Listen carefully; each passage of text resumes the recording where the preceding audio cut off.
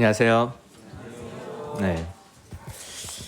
처음이라는 말은 항상 설레는 것 같습니다. 그렇지 않습니까? 네. 또 새해가 시작되면 이제 새로운 그렇죠? 것들이 시작이 되고 저도 이제 올해 첫 말씀을 이제 전하게 되었는데 저는 이아론 형제입니다. 반갑습니다. 네. 오늘 마가복음을 보도록 하겠습니다. 이 주보에 보시면은 오늘 볼 말씀의 본문이 나와 있습니다. 올해 이제 복음서를 함께 공부하기로 하였고 이제 첫 복음서로 마가복음을 선택하고 이제 마가복음을 공부하는 시간들을 가지기를 원합니다. 먼저 본문 말씀을 읽어드리도록 하겠습니다. 마가복음은 신약 성경 마태복음 다음에 있습니다. 신약 성경이 마태복음으로 시작하죠. 마태복음 다음에 마가복음이 있습니다. 1절부터 15절까지의 말씀을 읽어드리도록 하겠습니다. 하나님의 아들 예수 그리스도의 복음의 시작이라. 선지자 이사야의 글에 보라 내가 내 사자를 네 앞에 보내노니 그가 네 길을 준비하리라. 광야에 외치는 자의 소리가 있어 이르되 너희는 주의 길을 준비하라. 그의 오실 길을 곧게 하라. 기록된 것과 같이 세례 요한이 광야에 이르러 죄 사함을 받게 하는 회개의 세례를 전파하니 곧 유대 지방과 예루살렘 사람이 다 나아가 자기 죄를 자복하고 요단강에서 그에게 세례를 받더라. 요한은 낙타털 옷을 입고 허리에 가죽띠를 띠고 메뚜기와 석청을 먹더라. 그가 전파하여 이르되 나보다 능력 많으신 이가 내 뒤에 오시나니 나는 굽혀 그의 신발끈을 풀기도 감당하지 못하겠노라. 나는 너희에게 물로 세례를 베풀었거니와 그는 너희에게 성령으로 세례를 베푸시리라. 그때 예수께서 갈릴리 나사렛으로부터 와서 요단강에서 요한에게 세례를 받으시고 곧 물에서 올라오실새 하늘이 갈라짐과 성령이 비둘기같이 자기에게 내려오심을 보시더니 하늘로부터 소리가 나기를 너는 내 사랑하는 아들이라 내가 너를 기뻐하노라 하시니라. 성령이 곧 예수를 광야로 몰아내신지라. 광야에서 40일을 계시면서 사탄에게 시험을 받으시며 들짐승과 함께 계시니 천사들이 수종들더라. 요한이 잡힌 후 예수께서 갈릴리에 오셔서 하나님의 복음을 전파하여 이르시되 때가 찼고 하나님의 나라가 가까이 왔으니 회개하고 복음을 믿어라 하시더라.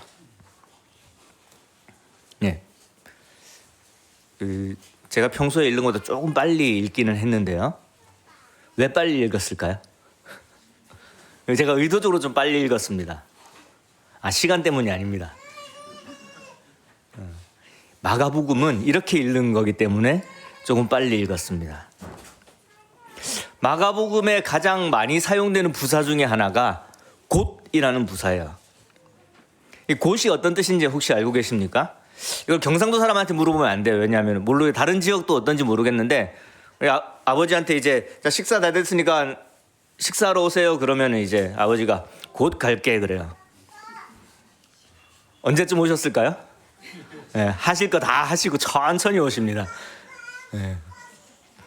경상도 사람만 그런지는 모르겠는데 아무튼 제 경험상으로는 그렇습니다. 그런데 이 경상도 사람이 말하는 이 곧이 아니에요. 여기에 이 곧은 즉시라는 말입니다. 즉시. 그러니까 정말 바로라는 뜻이에요. 근데 이 즉시라는 말이 굉장히 많이 사용된 책입니다.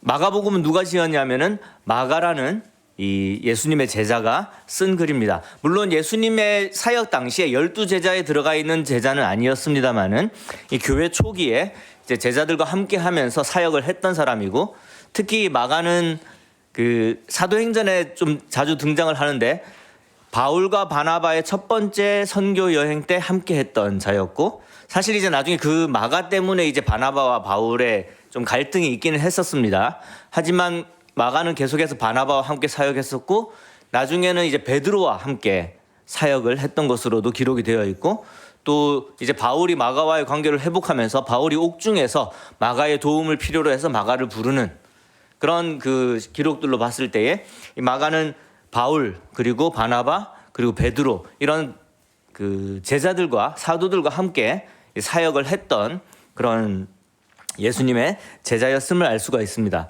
근데 이 마가복음이 언제쯤 쓰였냐 하면은 그 정확한 연대는 알 수가 없습니다. 그런데 모든 복음서 중에 가장 먼저 쓰였다라는 것은 확실합니다. 가장 먼저 쓰여진 복음서고 그렇기 때문에 누가복음이 70년에서 73년 사이에 쓰여졌다라는 것을 생각을 한다면은 이제 그 바울이 죽기 전에 쓰여진 글이니까요. 누가복음과 사도행전이. 그럼 이제 한 60년에서 70년 사이로 볼 수 있고, 이때가 이제 그 베드로의 순교 전후이기 때문에 베드로와 함께 하면서 그 베드로로부터 예수님의 말씀을 듣고 이제 마가가 기록한 것으로 볼 수가 있습니다. 근데 이 시기적인 특징이 있는데요.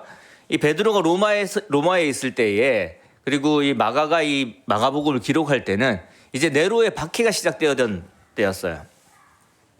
그리고 이제 많은 그리스도인이 죽기 시작했었고, 그다음에 여러분 잘 아시는 이제 우리가 지난 작년에 조금 배웠었는데, 이제 예루살렘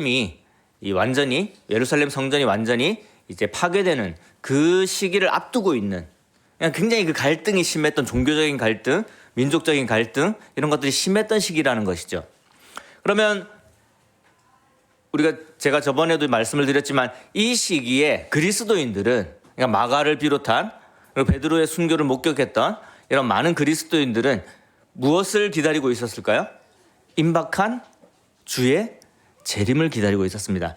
그 임박함이 얼마나 임박했냐면은 이 마가가 즉시라는 말을 계속 써야 될 만큼 임박했다라는 이야기예요.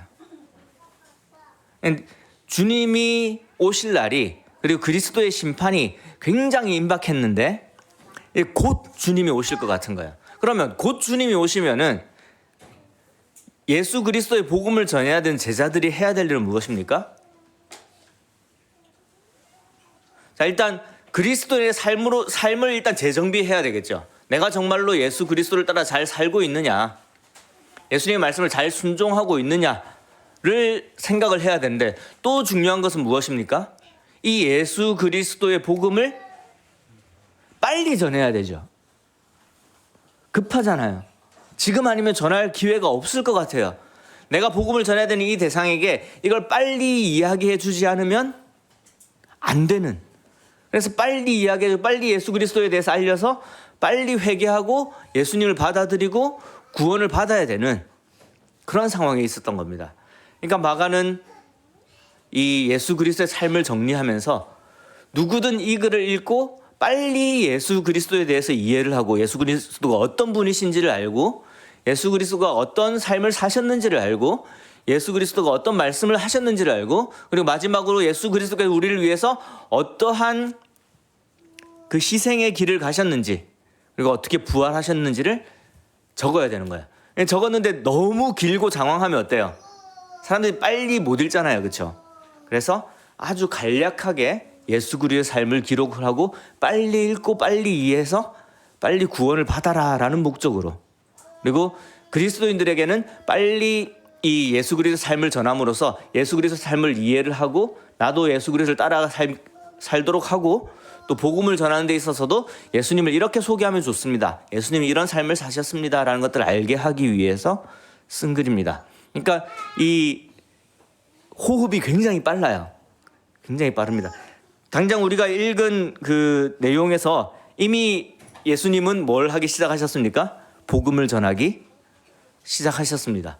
15절까지 읽었는데 예수님께서 복음을 전하셨어요.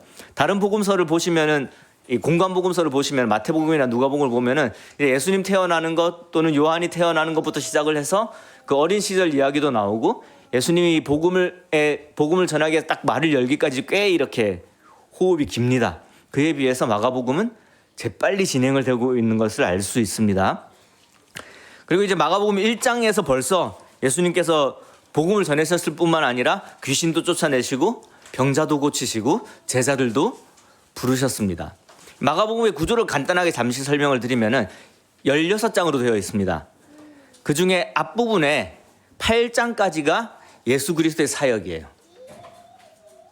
그러니까 굉장히 빨리 진행되는 걸 아시겠죠?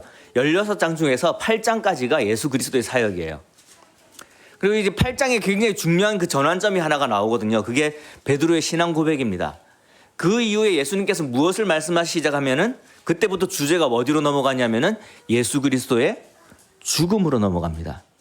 그러니까 예수 그리스도의 삶이 8장까지 이어지고요. 8장 마지막에 베드로의 그 신앙 고백과 그다음에 예수 그리스도의 죽음에 대한 이야기가 나오고, 그 다음부터 나머지 8장은 6개월 동안 일어난 일이고요.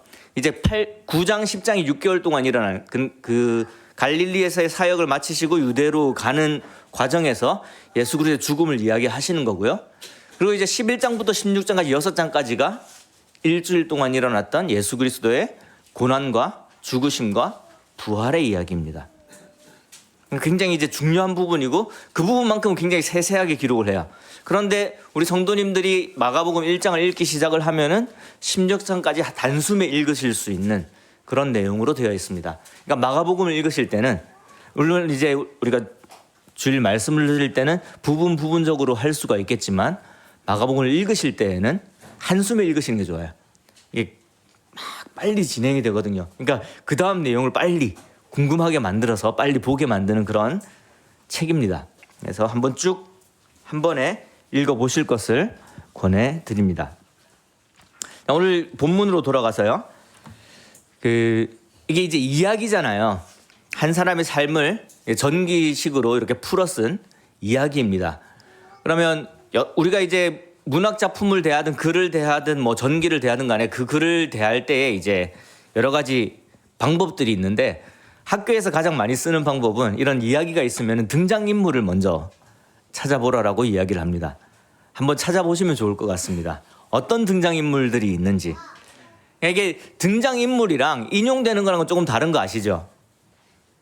여기서 이제 예를 들자면 여기에 이사야라는 이름이 나옵니다. 어디에 나오죠? 저 2절에 선지자 이사야의 글에 이사야라는 거 사람 이름이잖아요. 근데 등장인물이에요, 아니에요? 여기에 등장하진 않습니다. 그렇죠? 그러면 이제 등장인물을 어떻게 찾아야 되는지 조금 감이 잡히실 것 같습니다. 제일 먼저 누가 등장을 합니까? 네, 요한이 등장을 합니다. 요한이 등장을 해요. 그러니까 실제로 이 무대에 등장하는 사람은 요한이 등장을 하고 그 다음에 요한에게 침례를 받으러 나오는 많은 사람들이 등장을 합니다. 그렇죠? 굉장히 이제 뭐 유대인들도 유대에서 오고 그렇죠? 많은 사람들이 이제 요단 강가에서 여기 이제 배경이 나와요. 이제 요단 강가라는 배경이 나옵니다. 그 다음에 누가 등장을 하는 것 같습니까? 등장인물 또 있습니까? 예수 그리스도가 등장을 하시죠. 그렇죠? 예수 그리스도. 그 다음에 혹시 또 다른 등장인물 찾으셨습니까?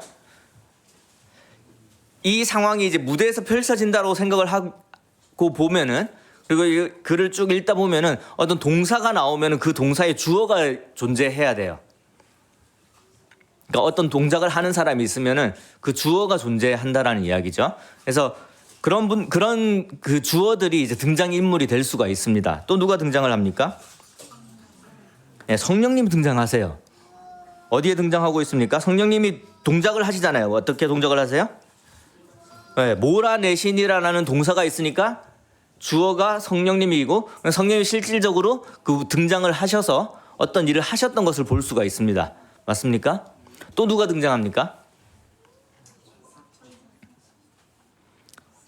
뭐 천사들도 인용이 되고 사탄도 인용이라기보다 등장을 한다라고 볼 수가 있습니다. 근데 하나 빠뜨리셨는데요. 자, 음성이 들렸어요. 어떤 음성이 들렸습니까? 너는 내 사랑하는 아들이라 내가 너를 기뻐하노라 라는 말을 한 사람이 있어요. 네, 하나님이 등장하십니다. 그러니까 이 짧은 구절에 성경의 주요 인물들이 다 등장을 했어요. 하나님이 등장하셨어요. 창조주 하나님이 등장하셨어요. 그리고 성령님이 등장하셨습니다. 그리고 예수 그리스도가 등장을 하셨어요. 그러니까 성경의 주요 인물을 다 등장시킨 거예요. 그러니까 그 마가가 얼마나 지금 이 손이 근질근질한 거예요. 하나님도 등장시켜야 되고 성령님도 등장시켜야 되고 예수님도 예수님이 어떤 분이신지를 알려야 되는 거예요. 그래서 처음 시작이 이렇습니다. 하나님의 아들 예수 그리스도의 복음의 시작이다. 우리가 이걸 마가복음이라고 이야기하는 이유가 이 첫 번째 구절에 있습니다. 사실 정확하게 이 마가가 쓴 이 책은 무엇에 대해서 누구에 대해 소개하는 책입니까? 예수 그리스도에 대해서 소개하는 책이에요. 예수 그리스도가 어떤 분이신지 그리고 무엇을 하셨는지 어떤 말씀을 하셨는지 그리고 어떻게 죽으시고 어떻게 부활하셨는지를 기록한 책입니다. 그런데 이것과 무엇이 같다라는 이야기죠? 복음이 같다라는 이야기예요. 그러니까 예수 그리스도를 소개하는 글을 시작하면서 예수 그리스도의 복음이다라고 이야기하는 거예요. 그렇기 때문에 우리가 전하는 복음은 어떤 내용을 담고 있어야 하는 것입니까? 우리가 받아들인 복음은 어떤 내용을 담고 있어야 하는 것입니까? 예수 그리스도를 담고 있어야 되는 거예요. 근데 이 예수 그리스도라는 이 말을 앞에 또 이런 표현이 있습니다. 하나님의 아들. 그러니까 하나님의 아들 예수 그리스도라는 이 말에 예수님이 어떤 분이신지를 분명하게 이야기를 하고 있는 것입니다. 예수 그리스도는 어떤 분이십니까? 하나님의 아들이십니다. 살아계신 하나님의 아들이세요. 그리고 그리스도이십니다. 하나님께서 선지자를 통해서 약속하신 메시아라는 것이에요. 다시 오실 왕이라는 것입니다. 이것을 분명하게 이야기를 하고 있습니다. 마가복음은 이 로마에서 쓰여진, 그리고 로마인들이 주 독자였기 때문에 이 유대교의 전통에 대해서 익숙하지 않은 사람들이 이 글을 보는 거예요. 그러니까 모든 사람들을 대상으로 하고 있다고 보시면 돼요. 그러니까 유대교에 익숙한 사람이든 익숙하지 않은 사람이든 누구든 읽었을 때에 그래도 어느 정도 이해할 수 있는 그런 내용들을 주로 다루고 있습니다. 그래서 가끔 이제 유대인의 관습이 나오면은 설명해 주기도 하고요. 또 예수님께서 아람어를 가끔 쓰시거든요. 달리다굼, 뭐 에바다 이런 표현을 쓰셨을 때에 그게 어떤 뜻인지를 번역을 해서 이렇게 기록을 하고 있는 책이 마가복음입니다. 그럼 이제 요한이 등장을 했어요. 요한이 누구입니까? 마지막 선지자입니다. 그러니까 선지서에 기록을 하고 있는 마지막, 예언을 하고 있는 마지막 선지자였어요.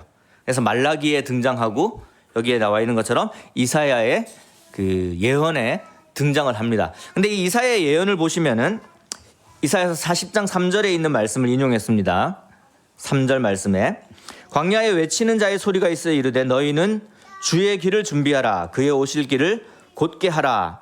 그러니까 이 광야에 외치는 자가 나타날 것이고 이사야가 예언을 한 거예요. 그 광야에 외치는 자가 뭐라고 이야기를 하냐면은 너희는 주의 길을 준비하라라고 예언을 할 거다라는 것입니다. 이사야서 40장을 한번 찾아보도록 하겠습니다.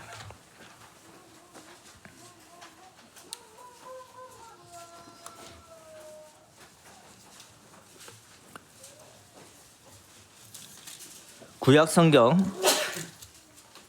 1015페이지에 있습니다.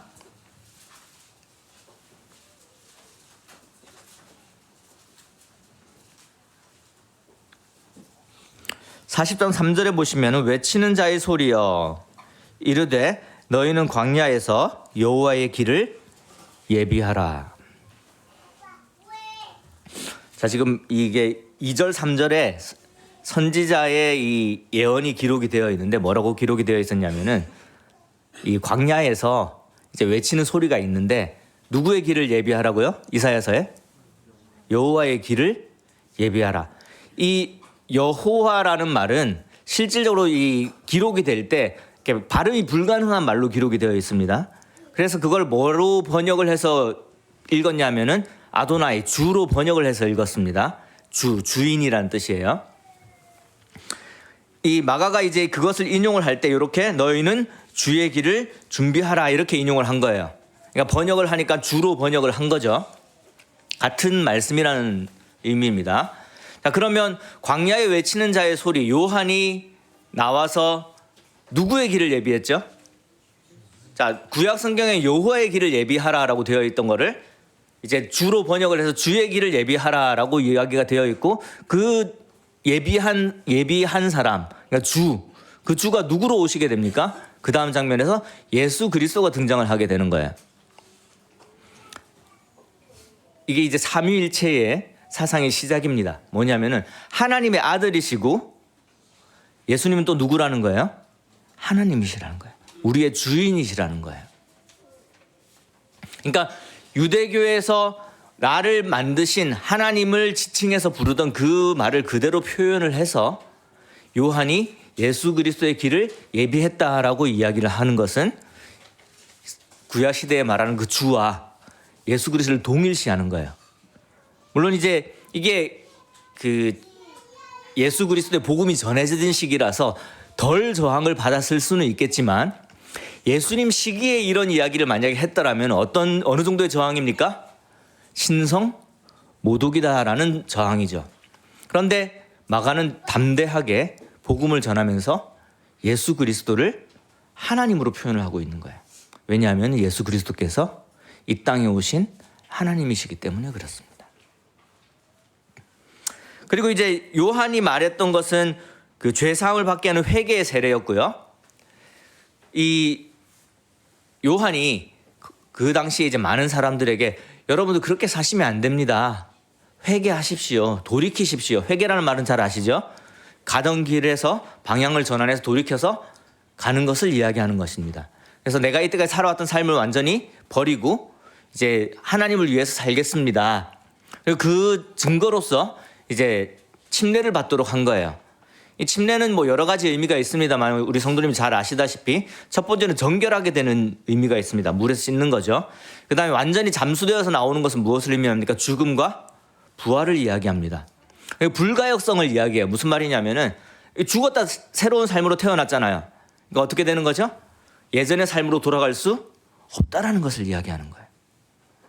그러니까 물론 이제 여기서 이제 요한이 침례를 베풀었던 것은 개종의 의미가 가장 강했습니다. 이때까지 살던 삶에서 이제 나는 정말로 하나님을 따르는 삶을 살겠습니다라는 의미가 강했어요. 그리고 이제 유대인들이 주로 침례를 받았었기 때문에 그들이 이제 그 정결 의식, 깨끗하게 되는 것, 이제 난 더 이상 죄가 없습니다. 이런 의미가 강했기 때문에 죄 사함의 이제 회개의 침례를 전파했던 것으로 생각을 하시면 됩니다. 근데 이제 예수님께서 받으셨던 세례는 조금 다르죠. 왜냐하면은 앞에서 말씀드렸던 이런 것들이 필요 없으신 분이시잖아요. 깨끗하게 될 필요가 없으신 분이시고, 그렇죠?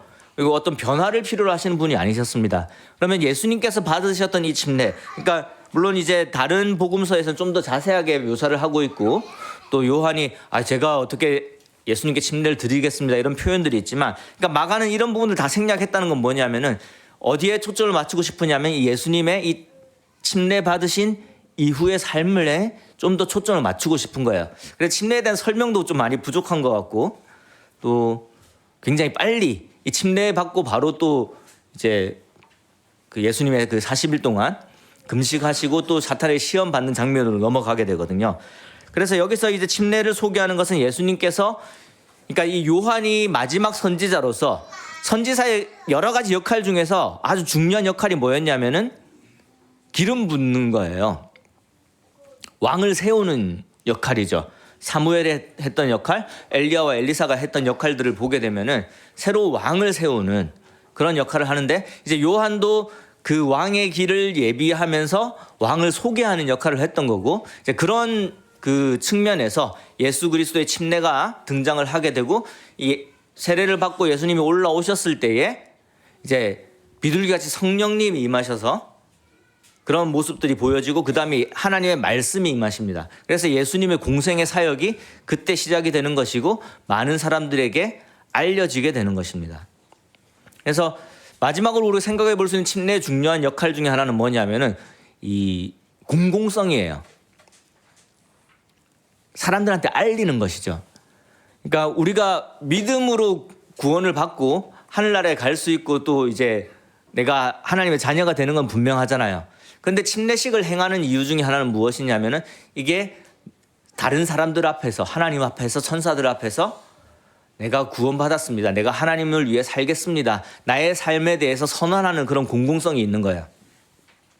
그래서 예수님께서도 그 예수님의 사역을 알리시기 위해서 침례를 받으시고 사람들 앞에서 등장을 하셨고, 하나님께서도 이것을 성령님과 그 하나님의 음성을 통해서 이 사람이 나의 아들이고 이제 너희들이 주인으로 섬겨야 될 그런 자이다라는 것을 분명하게 보여주시는 것입니다.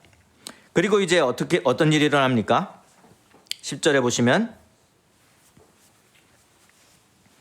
여기 곧이 나오죠. 곧, 그렇죠? 곧 물에서 올라오셨어요. 그러자 이제 성령님께서 내려오시고요. 그 다음에 또 12절에 보시면 뭐가 나옵니까? 성령님께서 곧, 그러니까 쉬지 않는 거예요. 침례 받고 하나님의 음성 들리고 성령님이 내려오시고 바로 어떻게 되셨냐면은 이제 금식하시고 사탄에게 시험 받는 그 장면으로 넘어가게 됩니다. 이제 그것은 나중에 이제 마태복음이나 누가복음에서 좀 더 다룰 수 있을 것 같고요. 그 다음에 이제 14절로 가시겠습니다. 요한이 잡힌 후에 세례 요한이 잡혔죠. 이 세례 요한이 잡힌 이야기는 뒤에 좀 더 자세하게 나옵니다. 6장에 잡히고 그 요한이 어떻게 죽는지 그런 이야기가 나오는데 일단 요한이 잡혔어요. 이제 요한의 사역이 여기서 끝났습니다. 모든 성경의 선지자의 사역이 끝남과 동시에 이제 그 모든 선지자로 또 하나님의 그 말씀으로 인해서 예언되어 있었던 예수 그리스도의 사역이 드디어 시작하는 것입니다. 그리고 첫 번째로 예수님께서 하신 말씀이 이것입니다. 이르시되 때가 찼고 하나님의 나라가 가까이 왔으니 회개하고 복음을 믿으라. 이게 핵심 주제예요. 마가복음 전체의 핵심적인 주제입니다. 무엇이냐면은 때가 왔다라는 거예요. 다 되었다는 거죠. 그리고 하나님의 나라가 가까이 왔습니다. 하나님이 다스리시는 나라가 가까이 왔습니다. 하나님이 주인이 되시는 나라가 가까이 왔습니다. 하나님의 왕이 되시는 나라가 가까이 왔습니다. 굉장히 빠르게 여기에 도달하기 위해서 빠르게 이야기를 하면서 15절에 예수님께서 어떤 예수님이죠? 하나님의 아들이시고 하나님이시고 약속된 왕이신 그리스도이신 예수님께서 사역을 시작을 하셨는데 뭐라고 말씀하셨냐면은 때가 찼고 하나님의 나라가 가까이 왔으니 회개하고 복음을 믿으라. 이게 무엇입니까? 하나님의 아들 예수 그리스도의 복음의 시작입니다. 그 시작을 소개하고 있습니다. 자, 마가가 어떤 마음으로 소개했다고요? 이제 곧 하나님의 나라가 임하기 때문에 예수님이 다시 오시기 때문에 예수님이 다시 오시는 것 이게 이 유대인들이 기다렸던 여호와의 날입니다. 그럼 여호와의 날은 두 가지를 같이 가지고 와요. 무엇이죠? 구원이 있고 심판이 있습니다. 우리의 구원이 바로 앞에 와 있기도 하지만 믿지 않는 자들에 대한 심판이 임박해 있다라는 것입니다. 그러니까 빨리 예수님의 복음을 이야기해 줘야 되는 거예요.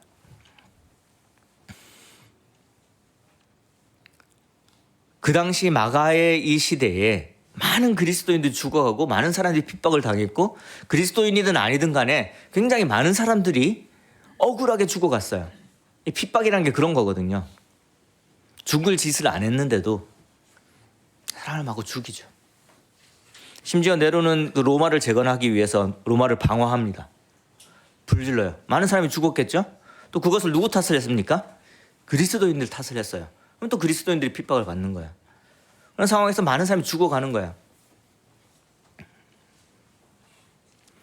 우리가 주님이 다시 오시는 것이 가까이 왔다라는 것이 주님이 오시는 것, 그러니까 그 재림의 그 시기가 가까이 왔다라는 것으로만 이해를 하고 계시면은 그때 사람들이 그렇게 주님의 재림에 임박하지 않은 거다라고 느낄 수가 있는 것이고 또 지금까지 살았던 많은 그리스도인들이 그래도 주님 아직까지 안 오셨는데 라고 생각할 수가 있죠. 아니, 잘 생각해 보십시오. 그때 마가의 당시에 살던 사람이나 지금 사람이나 우리는 언제 죽을지 몰라요. 그렇지 않습니까? 언제 죽을지 아십니까? 젊은 사람들 100년을 살 수 있을 것처럼 생각을 하고 데뷔를 하잖아요. 그렇죠? 요즘 어제 제가 친구들을 만났었거든요. 그 CBF 구사학번들 모임이 있었습니다. 이제 CBF는 이제 청년 그 단체인 건 아시죠? 우리 모임에 있는 구사학번이라는 건 이제 94년도에 대학교를 갔던 친구들이에요. 이게 지금 나이 제도가 바뀌긴 했지만 이게 예전 나이로 치면 올해 제가 50입니다. 네. 제가 75년생이기 때문에 75년에 한 살이었고 75년 12월 26일에 태어났는데 한 살이었어요. 6일 지나고 나서 2살이 됩니다. 눈도 제대로 못 뜨는데 아무튼 조금 억울하긴 하지만 그게 이제 바뀐 게 이제 새로운 그 나이 제도인데 좀 아직 안 익숙하죠. 아무튼 50이 됩니다. 뭐 여러 가지 이야기가 나왔겠죠. 그 친구들이 모였는데 중환자실에 일주일 이상 있었던 친구가 4명이 있었어요. 저를 포함해서. 그것도 이제 좀 젊은 나이에. 그러니까 저보다 먼저 중환자실에 가봤던 친구가 있거든요. 그 친구를 병문안을 가서 야, 그때가 20대 29살? 30살? 모르겠어요. 정확하게 기억이 안 나는데 결혼하고 나서였으면은 한 30살 정도 됐을 것 같은. 정확하게 기억 안 나요. 아무튼 굉장히 젊었을 때였어요. 근데 그 친구가 이제 그 심장에 문제가 있어가지고 그 안에 뭐라고 그래 스텐트라고 그러나요? 그거를 한 7개쯤 박아야 되는 그런 엄청난 수술을 하고 이제 중환자실 갔다가 나와 있을 때 이제 친구를 만났어요.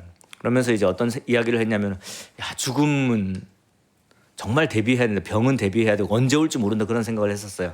근데 어제 만나서 이제 50살이 되어서 이제 다 건강하게 다시 만났잖아요. 그러니까 어떤 이야기를 하고 있냐면은 야, 100세 시대에 우리 반밖에 안 살아서 이런 이야기를 하고 있는 거예요. 이제 앞으로 뭐 노화를 치료하는 약들도 나오고 뭐 그런 이야기를 하고 있는 거죠. 근데 그렇게 막 자신 있게 이야기를 하고 막 즐겁게 이야기를 했지만 사실상 정말 진지하게 생각을 한다면 100세 시대라는 말은 허상이에요. 왜냐하면 우리는 언제 죽을지 모르기 때문에 그래요. 죽음은 언제든 올 수가 있습니다. 그러니까 마가복음의 시대에 그 핍박이 일어날 때도 언제 죽을지 모르기 때문에 빨리 복음을 전해야 되는 건데 그때랑 지금이랑 전혀 다르지 않다라는 이야기예요.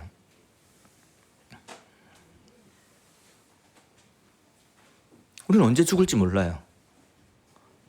내 주위에 있는 사람, 나의 가족, 나의 친척, 나의 친구가 언제 죽을지 모른다는 거예요. 그리고 죽으면 그 다음에 있는 게 무엇입니까? 죽음 이후에 바로 만나는 게 무엇입니까? 심판이에요. 죽으면 바로 심판이에요.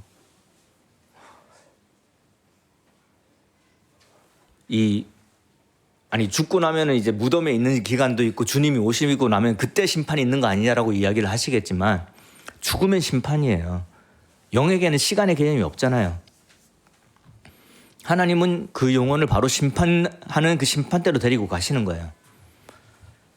우리가 영의 세계를 이해할 수는 없지만 저는 이렇게 믿고 있어요. 죽고 나면은 그 다음 장면, 내가 보는 장면은 예수님이 오시는 장면일 거라고 생각을 합니다. 왜냐하면은 시간적인 제약이 없기 때문에 바로 그 시간으로 갈 수도 있다라고 생각을 제 말이 맞고 틀리고의 문제는 아닙니다. 그냥 제가 그렇게 생각을 하고 있다라는 문제니까. 왜냐하면 이해할 수 없는 부분에 대해서 그냥 추측하는 것밖에 불가능하기 때문에 그렇습니다. 근데 아무튼 제가 이해하기로는 영은 시간의 제어를 받지 않기 때문에 왜냐하면 하나님에 대한 설명 중에서 이런 표현이 있거든요.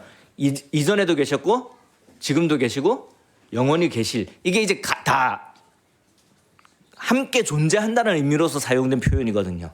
그러니까 하나님이 모든 시간대에 존재한다면은 하나님을 만나러 가는 그 영들도 모든 시간과 관련 없이 산다면은 내가 죽고 나서 바로 보게 되는 장면은 예수님이 오셔서 이 세상을 심판하신 장면일 수도 있겠다라는 생각을 하고 있는 거예요. 그것에 대해서 이야기하려고 나온 시간은 아니니까요. 문제는 뭐냐면은 죽으면은 바로 심판이라는 거예요. 죽으면 바로 심판이에요. 근데 뭐가 문제라고요? 언제 죽을지 모른다는 거예요. 그러니까 마가의 마음이 이해가 되는 거죠. 즉시 예수님께서 빨리 움직였어요. 다음 주에도 보게 되겠지만 이 즉시라는 말이 굉장히 중요합니다. 그러면 회개의 때는 언제입니까? 바로 지금이에요. 예수 그리스도를 알아야 될 때는 언제입니까? 바로 지금이에요. 지금 읽어야 돼요. 지금 알아야 돼요. 지금 예수님이 어떤 분이신지를 알아야 되고 예수님을 믿어야 되고 예수님이 어떤 말씀하셨는지를 알아야 되고 그 말씀대로 살아가야 되는 거예요. 예수님이 어떤 분이신지를 알고 그분 그대로 믿어야 됩니다. 근데 예수님이 어떤 분이시라고요? 하나님이시라고요. 아도나이 주님이시라고요. 그러면 예수님이 주님이심을 믿는다는 건 무엇을 의미하는 것입니까?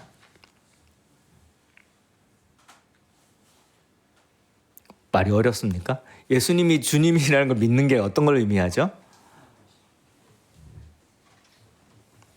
어떤 사람이 와서 자기가 이 회사의 사장이라고 이야기하고 나한테 일을 시켜요. 여러 가지 증거로 보면 진짜 사장이 맞는 것 같아요. 사장이라는 게 믿어져요. 그게 무엇을 의미합니까? 이 사람이 시킨 일을 해야 한다는 걸 의미하는 거예요. 나의 사장이기 때문에. 예수 그리스도가 하나님이시고 창조주이시고 주인이라는 것, 나의 왕이라는 것을 믿는다는 건 무엇이죠? 그분에게 순종하는 걸 의미하는 거예요. 믿음과 순종이 다른 게 아니라는 거죠. 그러기 위해서 가장 먼저 필요한 게 뭐죠? 회개예요. 내가 내 마음대로 살던 삶에서 돌이켜서 예수 그리스도를 주인으로 받아들이는 것. 예수 그리스도가 어떤 분이신지 알고 그의 말씀에 절대적으로 복종하는 것이, 그것이 복음입니다. 지금 마가가 이야기하고 있는 거예요. 근데 그걸 언제 해야 된다는 거예요? 그 순종을 언제 해야 된다는 거죠? 지금 해야 되는 거예요. 즉시 해야 되는 거예요. 경상도 사람의 곧이 아닙니다. 제가 곧 할게요. 이게 아니에요. 즉시 해야 되는 거예요. 왜냐하면은 이 마가가 이것을 기록하던 시대든 지금이든 우리는 즉시 주를 만날 수 있기 때문에 그래요. 즉시 하나님 앞에 설 수 있기 때문에 그렇습니다. 즉시 그리스도의 심판대 앞에 서게 될 것이고 우리의 삶에 대해서, 우리의 순종과 불순종에 대해서 분명하게 그리스도 앞에서 평가를 받게 될 것입니다. 아직 하나님을 알지 못하는 사람이 있습니까? 그 사람도 즉시 심판을 받게 될 거예요.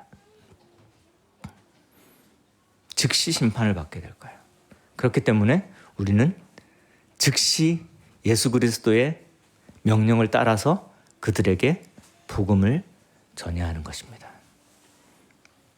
마가복음을 공부하시면서 우리가 얼마나 가까이 왔는지를 이해를 하시고, 그리고 그 복음의 시작이 예수 그리스도이며 예수 그리스도를 나의 주인으로 받아들이기 위해서 먼저 회개가 필요하고, 나의 삶에 대한 분명한 회개가 필요하고, 나의 죄에 대한 분명한 회개가 필요하고, 그래서 예수 그리스도를 순종하는 삶으로의 완전한 전환이 필요하다는 것을 우리가 이해하시길 바랍니다. 그래서 나의 삶에 즉시 주님이 오실 수 있다는 것을 이해를 하고, 그리고 우리가 복음을 전해야 되는 사람들에게 즉시 심판이 올 수 있다는 것을 이해를 하셔야 됩니다.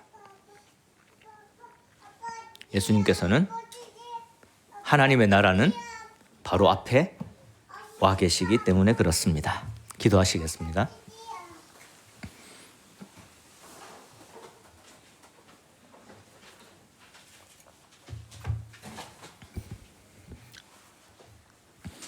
하나님 아버지, 하나님께서 참 예수 그리스도를 통해서 저희들에게 놀라운 은혜를 주신 것을 감사를 드립니다.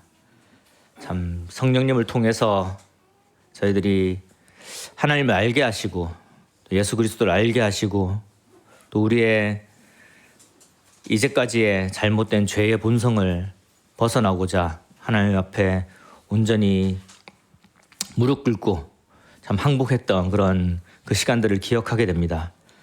우리의 삶 속에서 하나님의 순종하는 마음이 없다면은, 그리고 하나님을 나의 왕으로 모시는 그런 마음이 없어졌다면은, 또 나의 욕심을 따라서 좀 더 살아가고자 하는 마음이 생겼다면, 하나님 곧 오실 주님을 기억하게 하시고, 참 이제 주님이 곧 오셨을 때에, 그리고 내가 주님 앞에 섰을 때에 참 하나님 앞에서 충성된 종으로서, 하나님의 백성으로서 어떤 삶을 살았는지를 담대하게 이야기할 수 있도록 참 저희들의 삶을 정말 주님 앞에서 순종하는 삶으로 바꿔주시기를 기도를 드립니다.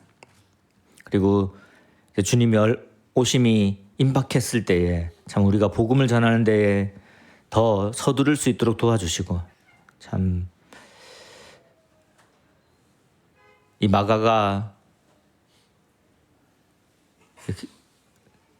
주님의 오심을 곧 앞둔 그런 긴박한 마음으로 서둘러서 복음서를 썼던 것처럼 저희들도 서둘러 복음을 전하는 자들이 되게 하여 주시길 원합니다. 이 묵동교회가 하나님께 순종하는 교회가 되기를 원합니다. 예수 그리스도를 더욱 더 알아가는 교회가 되기를 원합니다. 우리 한 사람 한 사람이 좀 더 주님을 닮아가는 삶이 되기를 원합니다.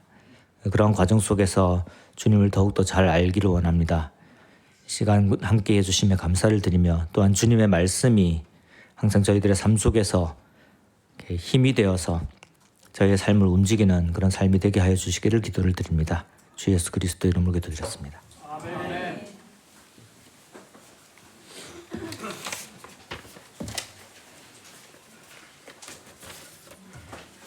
바로 광고 말씀 여기서 전달 드리도록 하겠습니다.